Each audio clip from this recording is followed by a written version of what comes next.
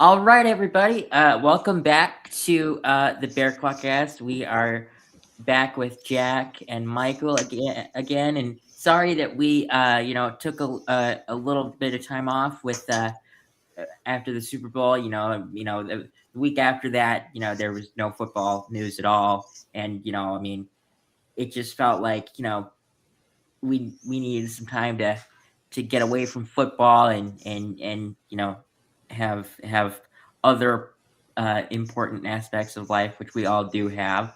But football is not back in a TV sense yet. But the NFL Combine starts Thursday, which actually I didn't make this its own banner, but Thursday is actually an important day because it's the defensive line and defensive tackle day for combine drills for them. So that is a very important day when it pertains to the Bears. But why don't we get started with the combine interviews for Ben Johnson and Ryan Poles. So Ryan, I'm going to start with Ryan Poles because he actually talked. He actually talked first. I thought until this morning, I thought Ben Johnson was going to talk first, which is why I put Ben Johnson first. But Ryan talked first. So he did talk most of the half of the press conference was more about cap space than anything else. But it's really important because right now, actually, we are over the cap with about, I want to say by about like $8 to $10 million, something like that. We've only made one cut since the cut window has opened, but it always seems like the biggest cuts for certain NFL teams, happen like right before free agency starts, which is 2 weeks from yesterday. Um, it starts like the negotiation window starts March 9th, and that is going to be a very big day for a lot of teams. Now, we are not going to be one of those teams that has the biggest amount of cap space. Uh, as of right now, I don't know who we'd restructure or, players, like many players that carry a huge cap hit that we can easily get rid of, besides guys like um, Tremaine Edmonds, DeAndre Swift, um, Cole Kmet, but out of those three, the only one that I could legit see going is Edmonds. But who knows? Maybe we keep him. But that's besides the point. Let's go into the interviews. Besides the cap issues, Poles did mention some guys that they're working on. They mentioned restructures and mentioned some other stuff, but it was, I mean, besides like that, um, you know, I did listen to more of Ben Johnson's because he's the one that's coaching it and gets and is the guy that gets the players in the building, or wants to figure out who he gets in the building. They are going to look to reshape the safety room. I do hope that one of their extensions is going to be Kevin Byard. I'm not sure if that would be a 1 or 2 year deal because he is 32. I think it would be a two. You think it would be? And It'd be. I would welcome that. I'd I think welcome it it. will be like a 2 year deal with like an opt out type of thing for the last year. So what? Like two? So his Like one with a team option. Yeah, one with the team option or player option, whichever one. No, I know what you mean, but I'm trying to give a good number. Like if I had to make a guess, like his contract when he signed with us 2 years ago was 2 years for $15 million. Probably the same. Yeah, maybe a touch more, 2 for 18 or something. Yeah. I'd be comfortable with that. Like Maybe 9 million, maybe 10. maybe make like the first year a $12 million cap hit, and then maybe if you could get out of it in the second year with like 8 or something like that. I don't think that's that bad. But and I really like that he wants to reshape the safety room. That kind of signals to me that it might be the end of Jaquan Brisker time as a Bear, which is a little sad for me. He's a great player, and I do hope that he latches on somewhere with his young age. I think it's going to be easier than I think it should go, but I don't know who would be a good fit for him. I mean, I think I saw a thing that said his projected contract is like 4 years, $48 million or something like that. That's a pretty hefty penny for a safety like that. But he is young, and that's probably why his contract would be projected like that. But like, what did you guys take away from the Ben Johnson and Ryan Poles NFL Combine interviews? Jack, you go first, and then I'll go to Michael. Yeah, so from Ryan Poles, I think obviously, like, we talked a lot about the cap stuff, but I really appreciated how he talked about how they have a philosophy of don't just kick the can down the road. And I really appreciate that too. He mentioned like how us as Bears fans have seen it. Like, we saw the end of the Ryan Pace era. We went all in 2018 and we had a great team, but then the after effects of that where we were horrible for 4 to 5 years after the fact when Poles took over the job. Yep. So I think he recognizes how bad of a situation that was to take over. I think that's good. Another one, someone asked about Joe Tooney playing left tackle, and he immediately kind of shot that down. I like that because Tooney is destined to be a left guard. He's an all-pro left guard. That's where he should be. We're going to be able to find someone, and we'll talk about that a little bit later too. Mm-hmm. But I think just the only other thing I don't know if we're going to talk about Ben Johnson's part now too, but talked about Press Taylor. I think it's good just like having that talked about a little bit more, how he's been in the room, Yep. just like talking about what the OC job really entails for the Bears. Because it is like, I'm sure a lot of fans wonder, like, what does an OC really do if Ben Johnson's calling all the plays? But like, he kind of got into the fact that he can't always be there because he's got more overarching team stuff. So just to have somebody who was in the building with Caleb last year, like we already talked about a couple of weeks ago, like just a consistent voice in his ear to keep going is good. So those were kind of my basic main takeaways from both them speaking.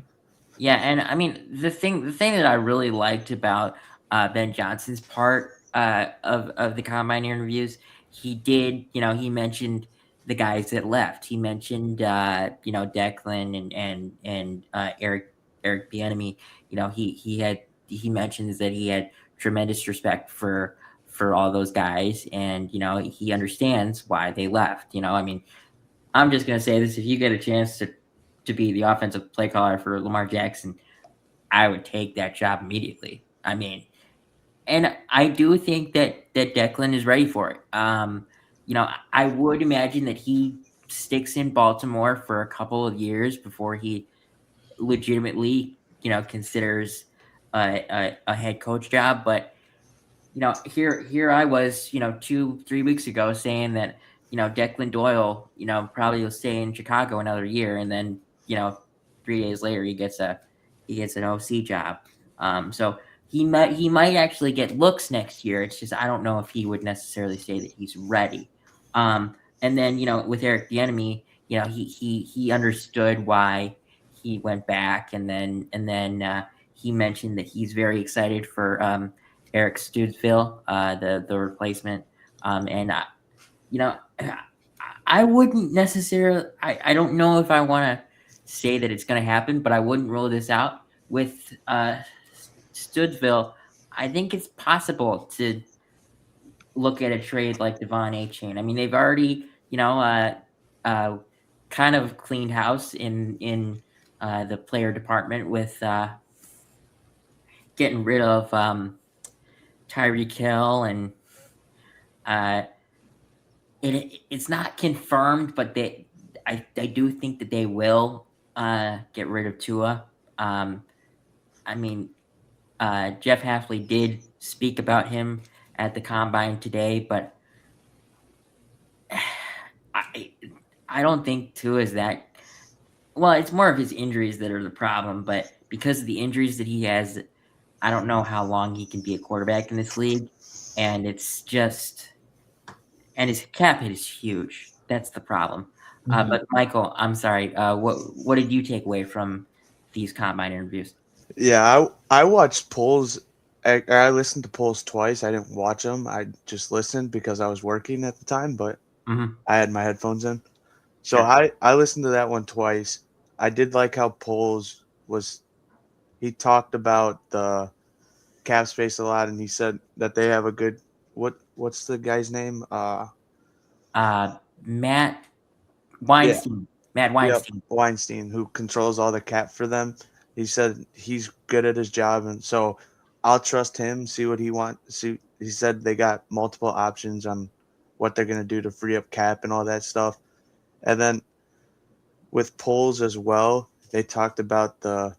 I know we're gonna get into it, but they talked about uh the consensus picks for the Mhm. GM Yeah. assistant GM leaving. So I like how he talked about that too. And then he talked a lot about just the cap overall and like what they're looking for. And then he also talked about in the draft that they're going to take the best player available, no matter if it's a position they need or whatever. They're Yeah. just going to take the best football player that they can, like they did And with Colston.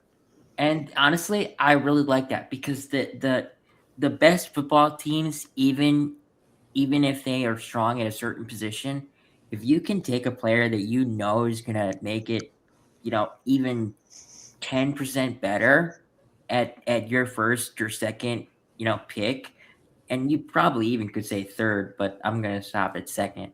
Um, I mean, you should just do it because if you can shore up a room, I mean, that's awesome. I mean, like, for example, I love the room of DeAndre Swift and Kyle Nungai, but if you could get I think we're out of the realm of possibility of this, but let's just say hypothetically, if Jeremiah Love somehow made it to 25, You'd that would take him. be a A+ pick for everyone in the NFL community.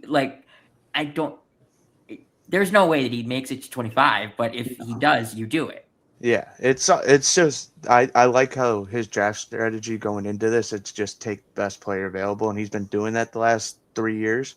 So I Yeah, mean, but I think now that he realizes that we're further back, he realizes that that's the best philosophy whenever. yeah, Like, even though like for the last, 3 years he's been picking in, 8, 10, 1, and 9, you know, he was like, I don't care. I'm still taking the player that I think is gonna be the best player for our team, and I know that it's gonna work out. yeah. So, I mean, like he didn't need to take Colston last year, like we had Komet, but you take the best player available. We didn't need Luther technically. I mean, we did, but not really. But he was the best player available at that time, so you take him. That's just, and then eh, that could free up cap space for when you need to sign. Like he said, you need to sign your young quarterback, quarterback. So I like that how they're looking into that aspect of it too, where they're trying to free up cap space in what was it, not 2 shoot years? themselves in the foot. Yeah, they're Yeah. trying to free up cap space in 2 years. So it seems like Poles is trying to go all in right now, which makes me hype a little bit. Maybe they're gonna get Max Crosby or Trey Hendrickson, hopefully, or I Thibodeau. didn't put a banner on this, but if I'm being honest with you, man, I do not Not think we're not getting Crosby or we're not. Henderson. I think Thibodeau is a good option, though. I do admit that. I do think that's one we can realistically get, and it won't hurt us in the I think long that's long an run. underrated option. I think that's like a. I mean, if I had to guess an actual like trade price on that, I I think it's would like maybe a third. maybe a third, or I would say a Or fourth. just DJ and a fourth or something. Yeah, or that. Just free of cap space too. Frees And up cap, honestly, gets Nash.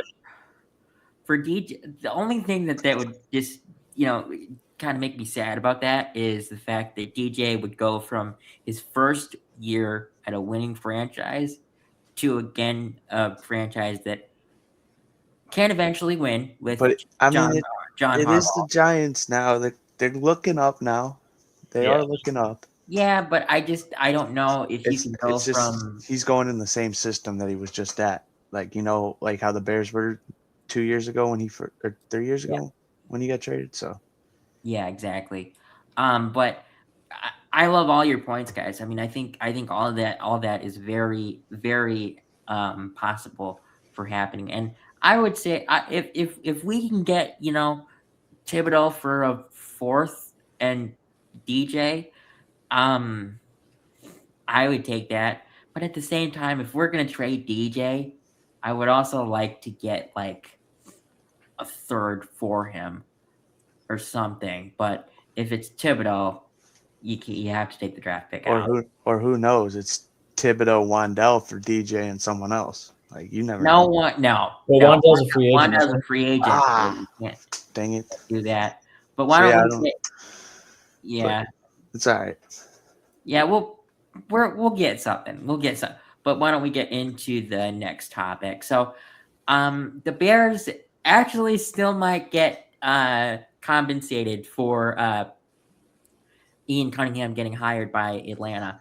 You know, Poles went into it during his press conference, that he thinks that the Bears should get compensated, and they've talked to the league with that. They haven't had an answer on it yet. But also, it's funny. Not only did Ryan Poles go into it, but Ian Cunningham went into it too. He said, I wouldn't have gotten this job if it wasn't for Chicago. So I think they should get compensated. And yes, I know, everyone's gonna probably put in the comments that Matt Ryan is the leading decision maker in Atlanta. It's a stupid loophole. It's a loophole. I mean, this now I respect the the Atlanta Falcons for hiring Matt Ryan because that is a good position for him. But Ian Cunningham did also technically interview for that job. So, I mean, he got the better job of the two with the GM job, but I just hope that we get something. It doesn't if it's just one third round draft pick, I'll still take it. I think we need to get compensated for it because I mean Ryan Poles went into it. I mean you build a staff and then you groom these guys to get the job that you're in, and eventually they will, but then you don't get compensated for it. That's not fair. I don't think that's fair. I mean, what are your guys' thoughts on it? Michael, why don't you go first, and then I'll go to Jack. Yeah, I mean, it was just like exactly what Ryan Poles said in his interview. He said he saw the Chiefs get one for him, and he saw that Yep. player blossom into a player that he is now. So why not?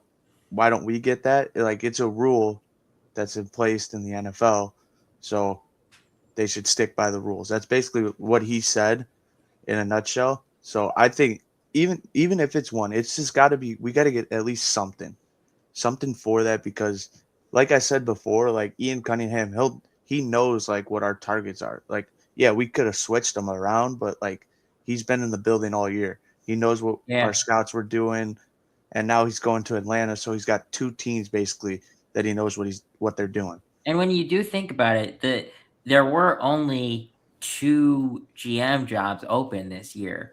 It was Atlanta and who else? Who was Crap. Dolphins? Thank you, the Dolphins. Yes, the Dolphins. Which good luck to both. I mean, I'm gonna say it. I do wish the luck more on the Falcons because of the fact that both of the Dolphins' leading decision men are former Packer coaches or And people. So. and if you think about it, the Falcons are in a better spot than the Dolphins. Oh, sure. absolutely, So absolutely. They have a bet. The neither of them have an answer at quarterback, but the Atlanta Falcons have a better answer for running back. They have a better answer for receiver room right now. which is And crazy to say that the Dolphins have a better or the Falcons have a better running back room when Achan is on the Dolphins. So and that's that's true. crazy to say.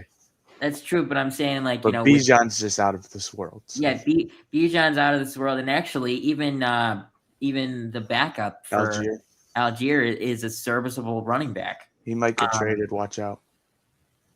that wouldn't surprise me, honestly. But Jack, what are your thoughts on this whole situation? Yeah, I don't really have that much more else to add other than like when Ian Cunningham, who really has no like skin left in the game for the Bears, is saying the Bears should get compensated. Like I know he's got buddies over at the Bears still, obviously. He worked there for a number of years, but Mhm. when both sides are saying the Bears should get compensated and the league is just kind of not doing it, it's just a little bit weird. So hopefully it gets rectified before the draft and the Bears get their comp picks. Yeah, hopefully. But I mean, the good thing for us is, I mean, the draft is actually 2 months away from 2 months April away from 24th, today. right? Yeah, it's the 25th through the 27th. So it's 2 months and one day away. But I mean, I think that's plenty of time for the NFL to make a decision, even though they've technically made a decision. It's they. I hope that they give us something. But why don't we go into the next topic because it literally is like perfectly cued in. So Jeff King was promoted to assistant general manager. Actually, put on Wikipedia, it actually says, yeah, on February 19th. So 5 days ago, which actually, funny enough, uh, February 19th is actually his birthday. So that's one hell of a birthday present. And honestly, I think that Jeff King and Ian Cunningham are very similar type of people because, I mean, before Jeff King was in the position that he is in now, he was co-director of player personnel from 2022 to 2025. And before that, he was assistant director of pro scouting. So he's been in many positions in the front office. He actually started as a scouting intern for under Ryan Pace in 2015. I mean, this dude has done everything, and he is actually Wait, so he was part of the Kevin White pick? uh yes, I Mhm. guess. So that was maybe one bad pick by him. But when you look at like the last couple of drafts, he's actually been responsible for like finding people that will trade with us so we could take someone. Like he was responsible for talking to the person to get Austin Booker. That's the most recent one that I can think of. I'm trying to think of other ones off the top of my head. But What about the Darnell Wright, the down one? I don't think he was on the because Jeff King for Austin Booker was actually on the phone with people. I don't think King was on the phone with anyone for First round picks? for Darnell Wright. I think that was more of just Ian Poles. Cunningham and Ryan Poles themselves. But I mean, this move was expected. I mean, people thought that they may go with an outside hire and bring in someone that Ben liked for um, assistant general manager. But I mean, when I saw that Cunningham took the job in Atlanta, I was like, Jeff King is going to get promoted eventually, and I really like it. It just like the Press Taylor thing. It brings continuity. You don't have to get to know anybody. You know everyone in the building. You know the team. You know the vision and all that stuff. So I am really excited to actually watch this combine to see how he helps Ryan and everything like that. Because unlike Ryan Pace, Ryan Poles actually created this position, and I really like it because without Ian Cunningham, there might have been some times where Ryan Poles would have given up stuff to get a player like Rome, for example, or um uh actually that's the only one that I can think of. Or like a Loveland last year. Like we give up pick 10. Like who knows? Maybe You never know because like what if someone we like is we can get further down and then you because never know. Having because two guys is just always better. oh yeah, and Ryan Pace didn't have that, and we obviously know what happened with that situation. Every time that we traded up, it was cool in the moment, but then the next year in the draft, we had to wait, a night to get to our first pick. But I really like this, and I'm really excited to see how this draft goes with the new coaches and the new uh, personnel in the front office. But what are your guys' thoughts on this? I mean, do you guys know much about this, or not really? This is not my strong suit Mm-mm. for. You know this. This is not mine. Well, that I just mean, I mean, I like how a scout is going. Like he started as a scouting person, mm, so I like that for a GM because then like Ben Johnson was a tight end scout, so or tight ends coach, so he knows stuff about mhm. scouting positions. So I like that. Maybe we'll get the best player available, like Paul said. Yeah, no, they will. And honestly, the reason that I probably know most about this is because I I I have notifications set on my phone for guys like Adam Schefter and Ian Rappaport. So it's my own fault. Um, I have them. I have them too, but mm, I just don't go into them as much as probably you do. well, all right. But I mean, you guys don't have anything to say on it, so we can just move on if you No, guys yeah, want. we could just move on. I All right. gave a little bit. All right. So, I mean, we kind of touched on this a little bit earlier, but I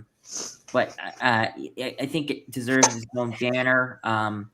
So the Bears may trade key pieces for the right price, and we mentioned one, and that's DJ. But the other one, if I'm being honest, I did not expect, but makes a lot of sense for someone else to trade for. Um, and I'm sorry to say it because I love this guy and a lot of fans love him too. But that's Tyson Bagent. There's going to be a lot of quarterback movement, and you know the problem with trading for guys, that are on their second contract is their second contract and cap hits are huge. Like for example, um, I believe that Tua will be playing for a new team this upcoming year. But aside from him, another example could be Kyler Murray. I imagine Kyler Murray playing for another team. His cap hit is huge. And in order to get that, you'll have to trade like 2 first-round draft picks and something, and maybe something else to get get Kyler Murray to play for you. And I don't want to mention what team I believe that Kyler Murray could be playing for because there there might be some fans of the team that I would think. The And I don't green know. and in New Jersey. Yeah, so I mean, the green gives it away, but so I might as well just say it. I think that the Jets are a possibility. I'm sorry, and if he goes to the Jets, it's gonna ruin his career. It will ruin his career. But the Jets got to figure out something because this quarterback class, aside from Mendoza, is not it. I mean, the Jets might take a chance on a third round guy, but the Jets need to take like a linebacker, like the linebacker from Ohio State or something. Uh, Reeves or something like that. I think Reese, that's Arvell Reese. yeah. But besides DJ and possibly Bajent, I don't know if there's any other guys that the Bears would trade, because I don't think that they'll trade Montez because they'll want to find a partner in crime for him, or a guy opposite to help him out, because Deo Adingbo, or however you say it, won't start the year at least, so you'll need someone else. And there are rumor accounts on Twitter that say the Bears will trade 2 first-round draft picks and Luther Burden for Max Crosby and a 4th-round draft pick. That won't happen. And Roma Dunze won't get traded either. I mean, I would say I could see Cole Kmet, but Ben Johnson's system requires 2 tight ends, and since he knows the system, I think that you might as well just keep him rather than trade someone or trade him and then either try to find someone to fill the void in free agency or the draft. Because if you try to fill the void in the draft, even if Ben Johnson wanted to take another tight end in the first round, I don't even know if there's a first round caliber tight end. Last year there were 2 in Loveland and Warren, but this year I don't think there is. So I think that Cole Kmet is safe. Do you guys think that there's any other trade pieces that we could look for or look at? Jack, why don't you go first, and then I'll go to Michael. No, I really just don't see it because, like you mentioned, like a lot of fans forget the part that if you trade somebody away or if you cut them, you have to fill their spot. Like it's not just automatically like, oh, we're going to get a better player for cheaper. So like the idea of moving off Kmet, like you talked about, I just don't love. Like the Bears ran 3 tight ends a lot of the time. Like we had Durham Smythe out there for a true. Yeah, that's true. It's not like that's an underutilized position in our offense. Like it's important to have Larry and Loveland. So I really go back to that. Like I do love the idea of trying to trade DJ Moore for someone like Kayvon Thibodeau, just as wide receiver is the one position where we are probably the deepest at, and getting an edge like Thibodeau really solves a lot of our problems with the pass rush. But then the Bajan thing too, like if somebody does like really want to make him a 1-year stopgap starter, because I don't think anyone seriously considers him a franchise quarterback going forward. No, not necessarily. Like if one of these teams, like you mentioned, it is a weak quarterback class, so if someone needs someone for a year just to fill in, like it's probably not going to cost more than a 5th rounder or something for Bajent. So yeah, I mean, it makes a lot of sense for the Bears to capitalize because he's going to be like a free agent soon. He's played well in roles. He's going to be too expensive for the Bears as a backup. So probably time to restart that clock on finding a backup for Caleb. But it is nice because knock on wood, but Caleb has been very durable over his 2-year NFL career. So yeah, good idea on the knock on wood part, pal. Yeah, backup quarterback play hasn't been all too important. Yeah, I mean, if I'm going to say it, if I've read this on Twitter.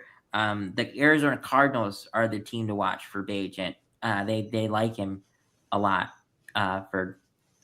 It's not stated why they like him, but the account said that they like him. So I think that would be the team to watch for Bajent.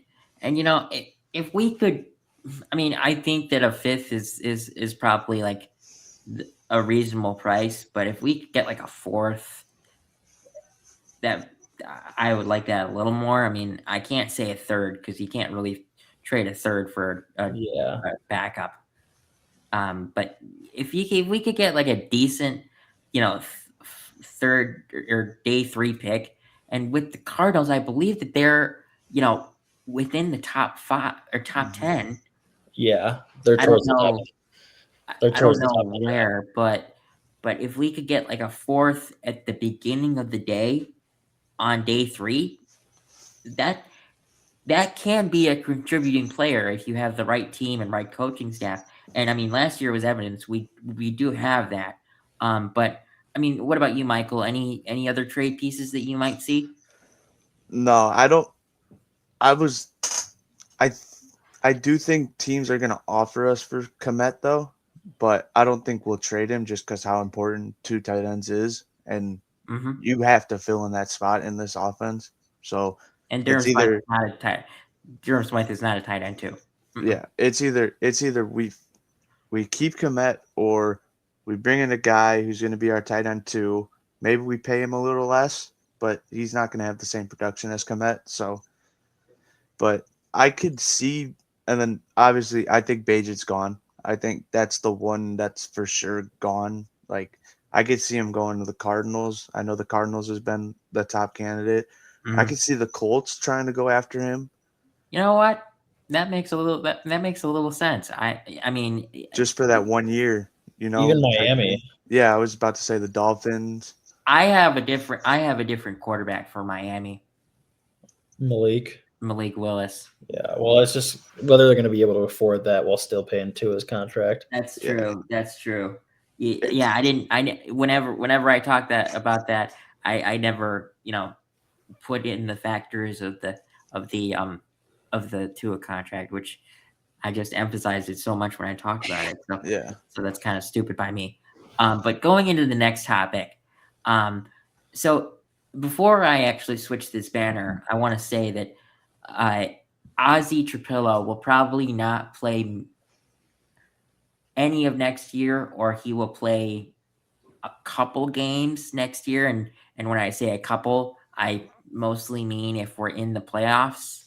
I don't think he'll be in the regular season, which goes perfectly into this.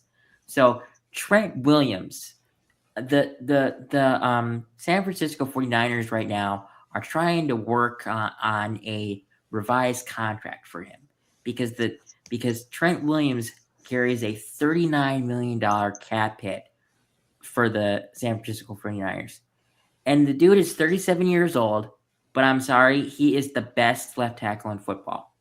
Like, I mean, at 37 years old, that's pretty awesome. And I just want every Bears fan out there to imagine this. Imagine an offensive line of Trent Williams, Joe Tooney, Drew Dahlman, Jonah Jackson, and Darnell Wright. Imagine if we had that line. I mean, you could just chalk it up in the books right now. If that were to happen, Caleb has 4,000 yards. He has 35 plus touchdowns. He breaks so many records if that happens. But I will say this, if it does happen, it'll probably be around, $30 million for a year or two. So it would be a hefty, contract. But if we could get Trent Williams, that would be some miracle. But I mean, I don't know if it happens, but I saw that he was, a candidate for release, and I was like, okay, this needs to be talked about. But what do you guys think? Jack, you go first, and then I'll go to Michael. I mean, as lovely as it would be to have Trent Williams as the Bears left tackle, I think more likely than not he works something out with San Francisco. But B, I just think I think he does too. I just, this is in the event that it doesn't, but I just think it handicaps us too much in trying to address the defense. Like absolutely. A lot of what we heard from Ryan Poles and Ben Johnson today was about addressing the defense. Ryan Poles saying he wants to add speed. They got to rebuild the safety room. They're really looking for someone at edge. They want someone at defensive tackle. Like there's a lot of holes we need to plug on the defense. So Mm-hmm. I don't think it's something that they'll entertain. Maybe they will. Maybe I'm totally wrong, and it would be awesome to have that offensive line. But I'm going to take the pessimistic view here and say it's probably not the most realistic. Yeah, I agree with you, but when a player, you got to talk about it when it's posted on the internet that a player of this caliber may be available, every podcast is going to talk about it. Every podcast. But I mean, Michael, do you have anything on the flip side to add to that, or are you in the same boat? I mean, I'm in the same boat. Like I don't think it will happen at all, but I have a feeling we will throw an offer out there if he does get released. But most likely he's staying with San Fran. They're gonna restructure him, and they'll both be happy. I guarantee it. But if they do release him, I mean, Bears would probably be one of the last spots I think he goes to. Like I think we're one of the last spots possible, just because of our. Where do you think is a more likely place? I mean, I could see like, let's say, the Chargers, just because they got so much injuries with their tackles. That makes sense. The Raiders have the biggest cap. Raiders have the biggest cap. In the NFL. No, they don't. They don't actually. It's the Titans that actually have the most cap. second largest cap maybe. I think all three of those teams are 1, 2, and 3. So that we just mentioned. So yeah, but here's my thing. Like Trent Williams has been a part of a team that has always won. So you're gonna say that he's gonna go to a team that that's why I threw out the Chargers, because they were in the playoffs. Okay, that's fair. So, but yeah, I think that the most likely situation is that he does go back to the 49ers. Or hear me out. Seahawks. Or the Patriots. If they could free up money for him. Well, that's the thing. 2 teams that were in the Super Bowl. That's the thing. I do like your Seahawks thought process, but with the Patriots, I mean, Mike Vrabel has said that Will Campbell will be their left tackle, so I don't necessarily know if that's going to be looked at. Trent Williams is so good he can play on both sides of the ball. Who's the Morgan Moses is the yeah. So is Morgan Moses even young, even older than Trent Williams? I'm looking that up. I have no idea, but all I know is Moses. He's been good. He's on and off. It's that. It's one of those type of guys. So, but age here. Okay.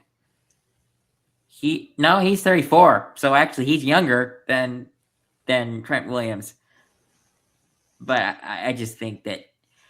I mean, I like all your spots. I will admit that, but the most likelihood is he goes back to the 49ers because he's played there all his career. He's gonna figure it out. He played with the Commanders. Well, Redskins. Oh, okay. Well, he's played in San Francisco for most of his career. I think his 30s he was in San Fran. I think that's what it was. Okay. And finally, to end this off, there has been some movement in the stadium issue, and I realized that I just used the word movement, and I'm literally talking about them moving. So that's kind of a pun, but I did not mean to actually do that. But the Bears may be moving to Hammond, Indiana. The Bears have been fed up with the issues that they've gotten from Illinois the last 4 years of trying to negotiate everything. Everyone, when this was talked about, because it's not set in stone yet, but it's looking like it's going to go that way. Everyone's talking about how they're going to be playing out of state. Should they be called the Indiana Bears? I'm gonna shed some light on this situation. There are teams out there that don't even play for the state that they say they live in. I mean, you look at the Giants, the Jets, the 49ers,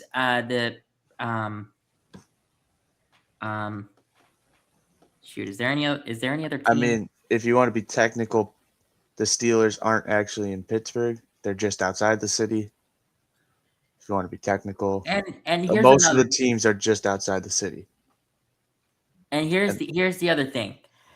The drive from where we currently are, or wait, no, not where we currently are, where we would be playing if we played in Arlington Heights, is like 20 minutes from Hammond, Indiana. And it's like just across the border of Illinois. You can literally still see the Illinois skyline from Hammond, Indiana. It's not that big of a deal. And let me say this: if it happens, if the move happens, the most important thing that I want to see is a shovel in the ground for the stadium. I don't care if we don't move, if we move. I just want to see a shovel in the ground to get the stadium started. Because I know for a fact that we're not going to have the stadium built, or we're not going to play in the stadium for the next 5 to 7 years at least. I don't think it'll take that long, but if they start doing it, it'll take a solid 2-3 years to get it all done, set. So we're still going to be playing in Soldier Field in Illinois and all that stuff. So it's not like we're moving and the stadium is going to, fall out of the sky. It takes time. And, Hammond would pay for the infrastructure, and the Bears would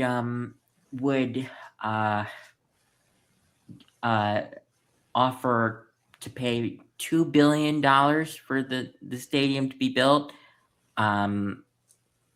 And I'm not sure what else would be paid for, or I what think else. the NFL technically pays for the rest. Okay. This is the stuff I've been into since the Bears lost. I've been into the stadium stuff.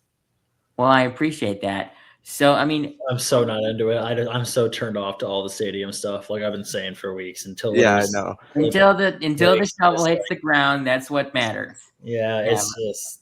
I'm more. It's not more that I'm like into us like about like us getting a new stadium because we know it's going to happen. It's more about like how our management and Pritzker's handling it. Yeah, and Indiana government's handling it. Like I'm into that stuff. The Indiana government is handling this much better than the Illinois government. Well, can I go into this just a little bit? Yeah, go ahead, man. I mean, I just know that that's where they're moving. So it's great that you know this, because I don't know much. So it's not set in stone for Hammond yet. It's still in the air. It's not set in stone yet. So Pritzker is still trying to get them to go to Arlington Heights, obviously. And if I'm not mistaken, I do believe that they actually do have a meeting on Thursday to talk about it. So that was my other point. Our president, Kevin Warren, right? That's his name. Yeah. So they had a meeting last Wednesday. He didn't go. Didn't show up. He didn't show up. They had a meeting Thursday. He went to that. He was a complete asshole to everyone in there. So they brought it back. So then he went to the Indiana governor. They had all their stuff. They were ready for it. And then Pritzker thought they were close to something to have them move to Arlington. But still, they don't want to pay for the infrastructure. They don't want all the taxes to go up and stuff like that. That's what they're worried about. So they're worried about all the taxes and all that going up in Arlington Heights, because obviously they'll have to go up with that. But then again, they're trying to build like a whole. The Bears are trying to build like a whole like Bears site complex, like a complex. So it'll bring in jobs. It'll bring in everything. That's what they're trying to do. And both people who are involved with Pritzker and Warren are being complete idiots. It's not one side's being more stubborn than the other. It's both both sides are being so stubborn that they can't get a deal or anything close. And Mhm. then the biggest part of why I think the Bears do go here to Hammond, Indiana, is because SoFi gets pays $10 million in taxes for their stadium every year. Uh-huh. Pritzker is trying to tax them $55 million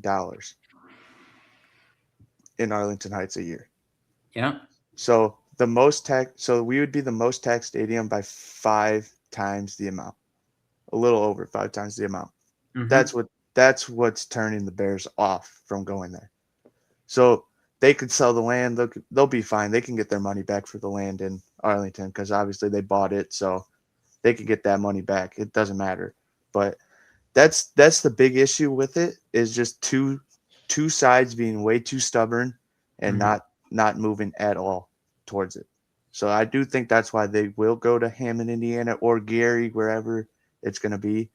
Mhm. But that's what I'm getting out of it so far. Obviously, there's going to be more news when they have the meeting Wednesday, so we could talk about that later, or Thursday, Thursday, whenever Thursday, it will. yeah.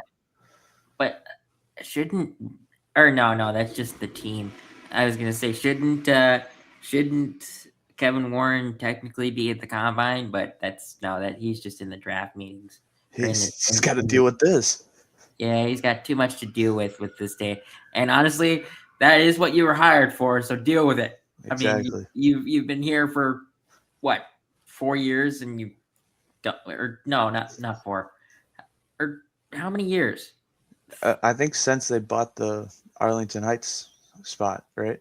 Like 5 years. Yeah, Jeez. Okay. Well, then, yeah, get to work, man. You're not doing your job. Um, don't report me for saying that. It's true. It's true. But that's gonna be it for for us today. But do remember to like, comment, and subscribe, and share with others so we can keep bringing you guys Bears news. And I would say that I mean I would say that we could have a podcast on Saturday, but at the same time, uh, Michael has a tournament that he's got to be involved in, and I'm not sure if Jack is available. I mean, and if I'm being honest, I don't necessarily want to do this alone. So, I mean, I think we might be waiting until next Monday or Tuesday to do another podcast, and we can go into who they met at the combine and all that, and who stood out in the combine, because I'm sure that if we have any free time, it'll be on in the background for us while we do have our other uh, other things that we're doing over the weekend. But I think this is an important time for us to be able to evaluate who we could possibly be looking at for the draft. So um, see you guys next Monday, and we'll recap you on everything that happens this weekend. uh, Combine starts Thursday, so football is officially back now, and I guess technically we can actually watch it on TV now. But football games are still 6 months away, which sucks, but it's true. So have a good night, everybody, and we will see you next Monday or Tuesday.